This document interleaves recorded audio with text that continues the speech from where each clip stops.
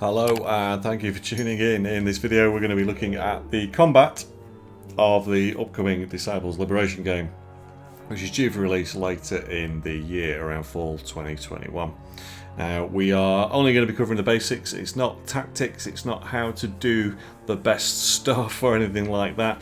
I just want to try and show you as much as I can, just so you get a taste for how it works. Now before we get into it, this is a pre-release version. It's a closed beta, so bear that in mind. If you see any bugs or things that are a bit wrong, things can change. Things will be added, things will be removed, things will be improved, and so on and so forth. So do bear that in mind. So without further ado, we're going to load a game and we will get into some fighting.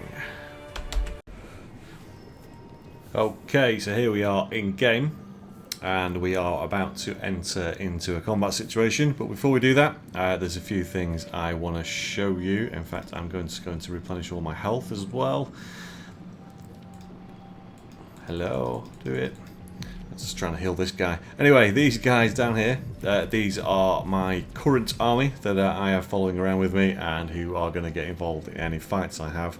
So we'll show you a little bit more about that, how you select them, a few different abilities, and how this stage works. So at the moment, all of these phases you see are all my available troops, and these guys on the far left are my backline troops. I'll explain what they are in a second, and then next I've got my frontline ones, and then I've got any spare troops. So the backline troops, these guys are controlled automatically. They do follow some certain rules, and they will either buff or debuff depending on a given situation. So they'll buff friendly units and they'll debuff enemy units, and they'll do that automatically. The frontline troops, these are the guys that you're going to move around the battlefield, attacking, defending, doing all the fun stuff. Let's say these guys are spares. So if you wanted to, you could have this entire section filled with spares if you wanted to. You can swap and change on the fly depending on what units you've managed to unlock as you go. And there's also a couple of special units you can have, which are companions. So they're quite powerful individuals who can really change the course of a battle. Now, selecting troops to put into your army is as simple as left clicking, dragging over, and left clicking again, and that pops them in. Do be mindful of where you put them in this lineup, because that is how they will appear on the map at the start. So you don't want all your squishy characters at the front to get smashed. Now there are a few limitations on here, as you can see down here at the bottom. So we are only allowed 10 frontline troops. We've got 10 out of 10, 3 backline and 2 companions or characters. And then we also have this leadership stat here. So each unit, if I mouse over it, comes with a leadership cost at the top. So all the tier 1 units cost 10. I think your companions are free if I remember rightly, and your backline is free as well. So I can spend a total of 70 leadership points to fill my ranks. So it'd be silly not to max it out, so we've done that. So we'll just save our setup there. Now to help you choose who you're taking into battle, if you right click on something, it'll tell you a little bit more about them. So for example, here he's from the Empire faction, he's a human, he does magic damage, so on and so forth. More importantly for this, shows you his abilities. So he can cast dark missiles, he can cast the buff. So these two are if he's on the front line, and then his backline ability. He will also buff the ally with the lowest HP, and he will give them an increased chance to dodge incoming attacks. And different characters will have different things. So no, she will not though, she's always a front line, if I remember rightly. One of these guys, so front line, they can do a physical strike, they can do an area of effect which heals allies as well, and then she's on the back line, she does divine protection and bless to allies until the end of the battle. So as you can see there, it increases the healing received and gives them resistance to divine damage. Now I'm not going to go through them all, but that just gives you a little taste.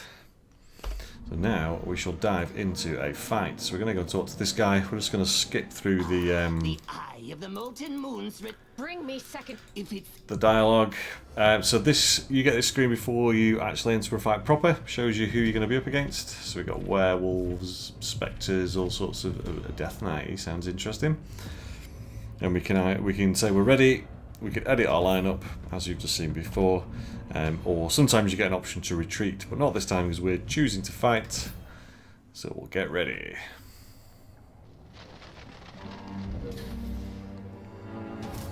So before we get into the fight itself, we'll just explain the arena. So all the guys with a green circle are mine.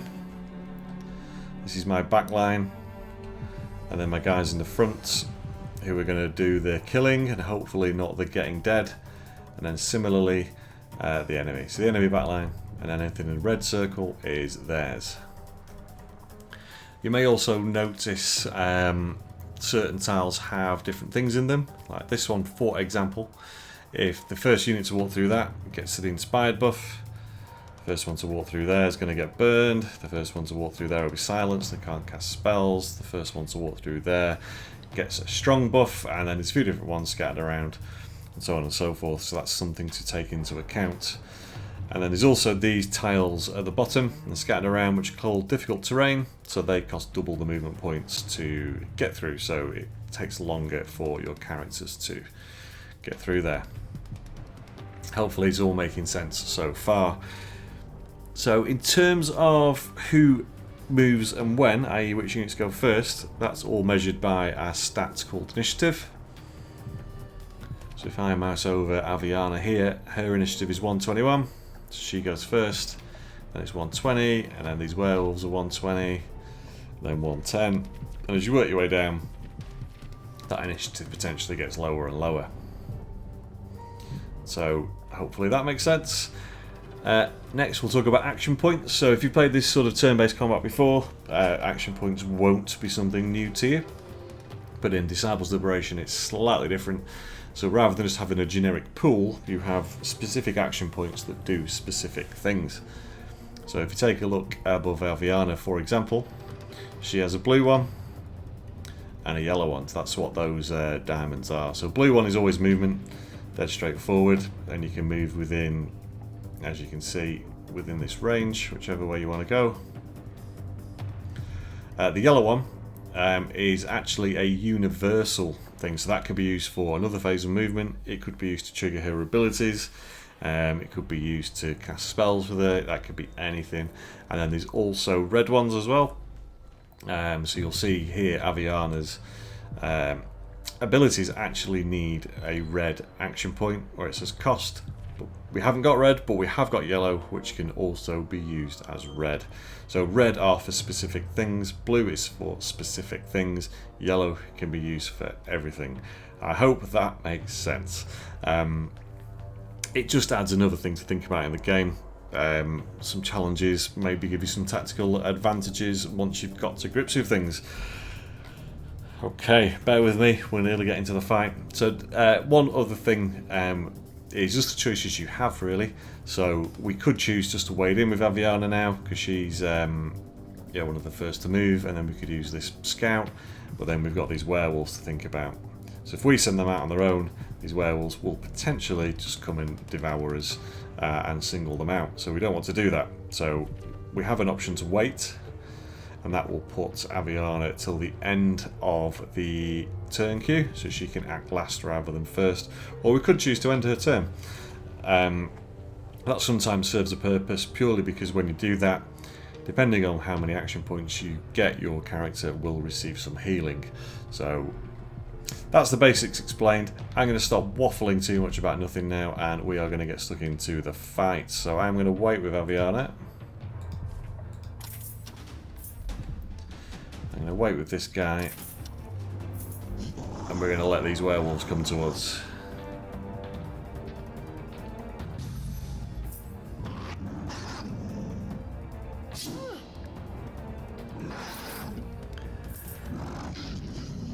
Oh, that was nice of the AI just to go through all of those things. So dazed and confused, fantastic.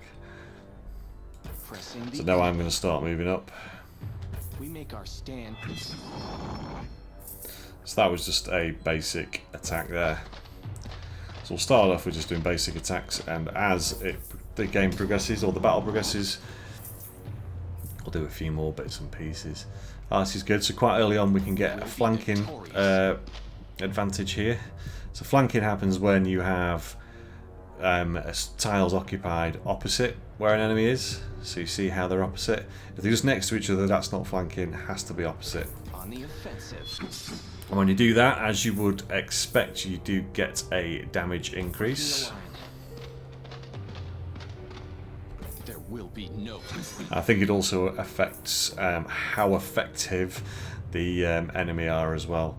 Right, this guy's knackered. He's very powerful, but he's knackered at the moment. So I'm actually going to end his turn so we can get some healing. And you can see that.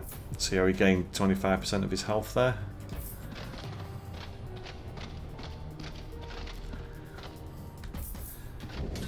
Let's get a basic attack in here. Glory and honor. Your flesh is too That soft. guy's just going to stand there.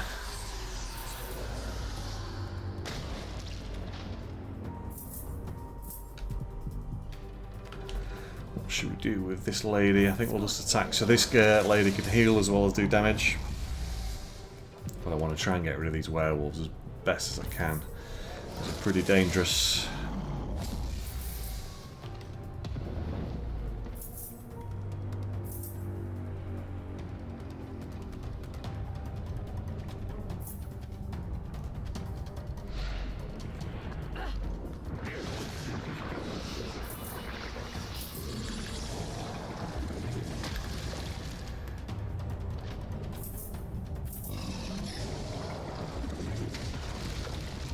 This guy's looking like he's in trouble.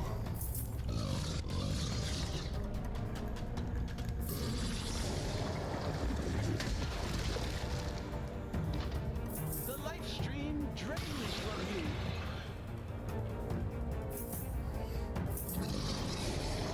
Oh no, they really don't like that guy.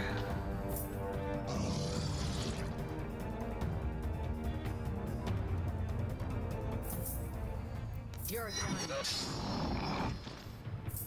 Okay.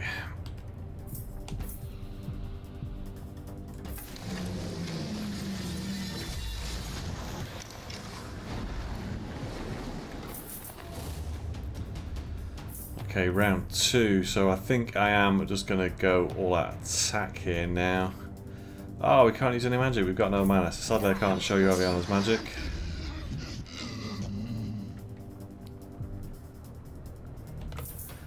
Which would have been quite nice because she does have a healing spell. Okay, that's the werewolves taken care of. What I'm going to do now is I'm going to move a few guys together because I want to get some healing going on. I can show you that healing spell.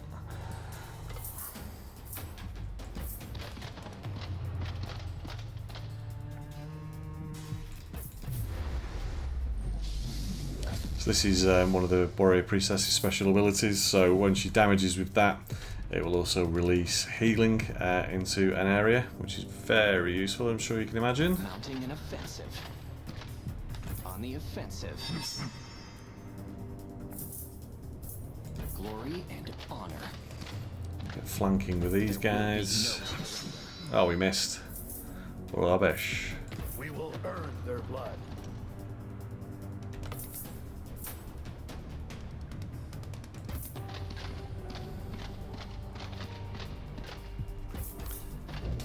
I'll explain why I've got these guys in a row in a second. Assuming they can stay alive. Oh no. Come on. Yes. I want to use this healing spell, which is like a chain heal, so that it will bounce across all 3 of these guys. We are all At least that's the plan. Gives him a little boost and some regen as well. And then we'll move her up a little bit.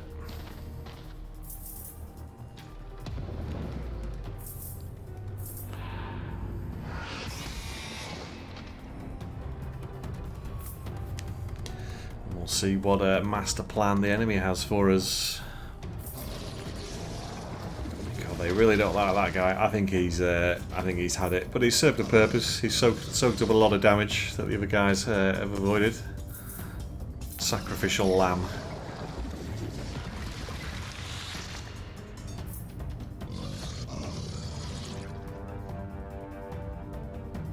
You're beating hard. I must have it.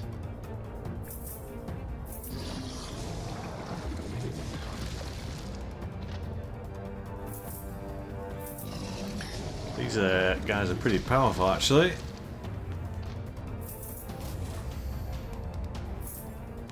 Proving quite annoying. I'm going. Face your death.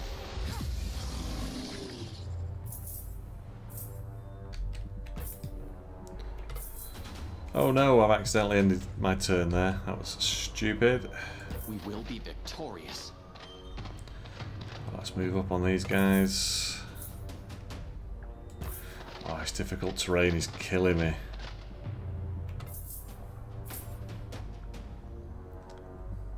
Breaking the line. Wear them down.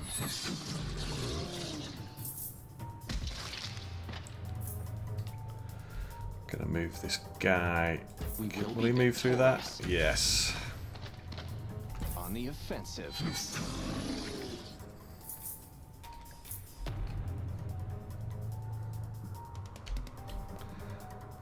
I'm not sure what he's going to walk through here. Is he going to walk through all the bad stuff? Oh, he's walked through all the bad stuff. I have found that a little bit of a challenge, all the Blood. pathing, if you will. That was just humiliating, sadly. Oh well. Can we reach these? No, that's a shame. Too soft.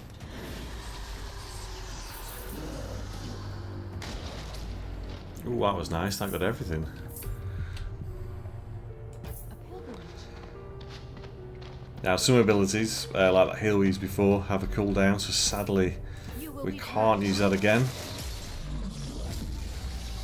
If I can get the rest of my guys into range, we can still do some healing with other units.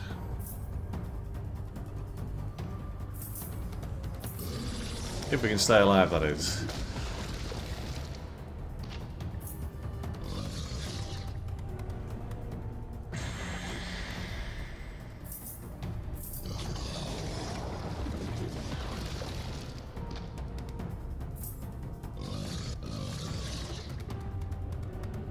You stink of the living.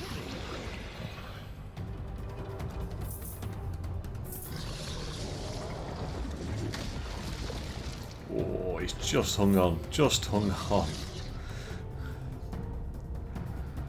This is not looking good. Well, we're going to win, but it's not the cleanest of wins, shall we say. Let's move. Right. You're done. Let's get this going properly. So I think I'm just going to try and focus individuals down.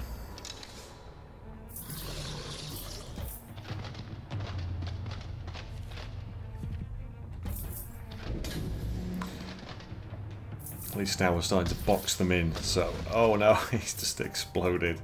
We're starting to box them in so they can't move around too much. Hopefully they don't have anything too strong in terms of area of effect to get us with.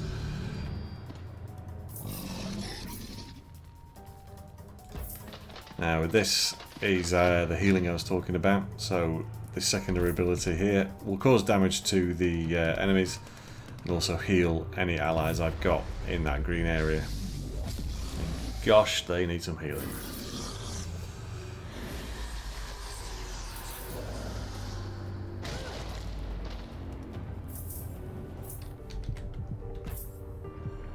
This suffering must end. She's going to be able to take this one out, hopefully. Is that enough? Yeah.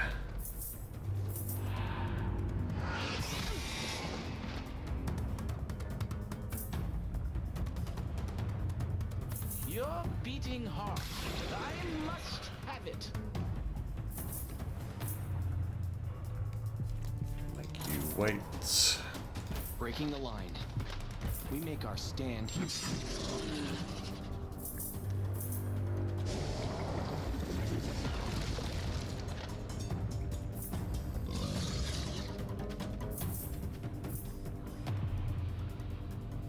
He's not going to be able to reach, so you have to end your turn.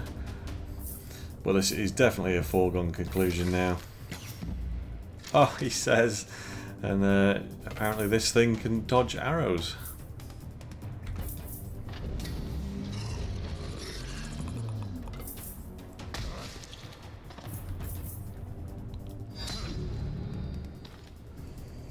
And there you have it, the fight is won. So you win or lose when all your frontline troops are dead. That was quite an easy fight, if I'm honest. We were a bit overpowered, just for the purpose of this video. Well, there you have it. That is how combat works in its most basic form in Disciples Liberation. So you won't be surprised to hear that when you do finish a fight and win, everyone gets some XP, so your individual units and characters level up, as do you. You'll also get some gold, and you may get some items as well, depending on the fight. And that is it, my friends. So thank you for watching. Hope you found it useful. If you've got any questions about the combat, or in fact any of the campaigns, I've been playing for about 10.5 hours now, please put them in the comments and I'll do my best to answer them. If you like the video, please smash the like button, and if you want to see more Disciples Liberation videos, please subscribe to the channel so you don't miss any. Thanks for watching. We'll see you next time.